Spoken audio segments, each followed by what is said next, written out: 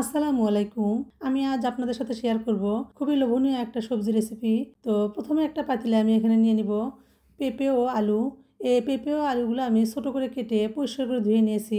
এবার এগুলো একটা পাতিলে নিয়ে নিব। তারপর আমি দিয়ে দেবো মসুর ডাল। এই মসুর ডালগুলো আমি আগে থেকে ধুয়ে নিয়েছি। তারপর দেব পেঁয়াজ ও কাঁচামরিচ কুচি, তেজপাতা, স্বাদমতো লবণ, হলুদের গুঁড়া, মরিচের গুঁড়া, ধনিয়ার গুঁড়া, রসুন বাটা, আদা বাটা, জিরা বাটা, পরিমাণ মতো সয়াবিন তেল দিয়ে মশলাগুলো আমি ভালোভাবে মেখে নেব।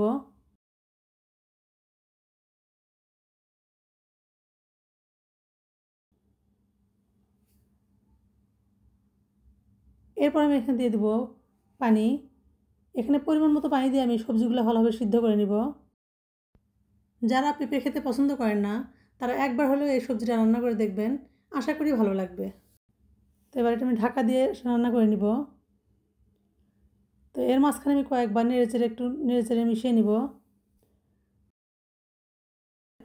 তারপর এটা রান্না করতে করতে যখন একদম ডালটা সিদ্ধ হয়ে যাবে, আলুটাও পেঁপেটাও সিদ্ধ হয়ে যাবে, কিন্তু আলু পেঁপেটা একদম আস্তই থাকবে, এমন অবস্থায় আমি এটা চুলা থেকে নামিয়ে নিব। তো আপনারা দেখে হয়তো বুঝতেছেন। এবার এটা আমি চুলা থেকে নামিয়ে এক পাশে রেখে দিব। এবার একটা বাটিতে আমি 3টা ডিম নিয়েছি। এর সঙ্গে পেঁয়াজ, কাঁচামরিচ, লবণ, হলুদ দিয়ে ডিমগুলো আমি ভালোভাবে ফেটে নিব। এবার একটা প্যানে পরিমাণ মতো সয়াবিন তেল দিয়ে ডিমগুলো আমি ভেজে নিব।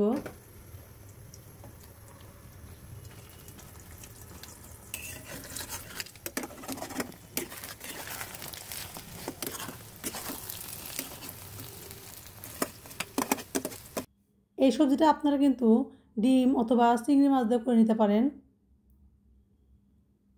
তো ডিমগুলো আমি একটু সময় নিয়ে লাল লাল করে ভেজে নেব। তো ডিমগুলো ভাজা হয়ে গেছে। এবার ডিমগুলো আমি নেড়ে চেড়ে একটা বাটিতে উঠিয়ে নিব। এবার ওই প্যানে আমি পরিমাণ মতো সয়াবিন তেল দিয়ে পেঁয়াজ ও রসুন কুচি দিয়ে দেবো। পেঁয়াজ ও রসুন কুচিটা নেড়ে চেড়ে ভেজে নেব। যখন এটা সোনালি রং হয়ে আসবে, এখানে আমি দিয়ে দিব পাঁচফোড়ন। অবশ্যই কিন্তু এখানে পাঁচফোড়নটা দিবেন। পাঁচফোড়নটা দিলে কিন্তু এই সবজিটার স্বাদটা দ্বিগুণ হয়ে যায়। এরপর আমি এখানে দিয়ে দেবো ভেজে রাখা ডিম। তারপর আমি এই সিদ্ধ করে রাখা সবজিগুলো দিয়ে বাগার দিয়ে দিব। এবার এগুলো আমি নাড়াচাড়া করে মিশিয়ে নিব। এই সবজিটা খেতে কিন্তু খুবই মজা লাগে, বিশেষ করে গরম ভাত, রুটি কিংবা পরোটার সঙ্গে খেতে খুবই ভালো লাগে।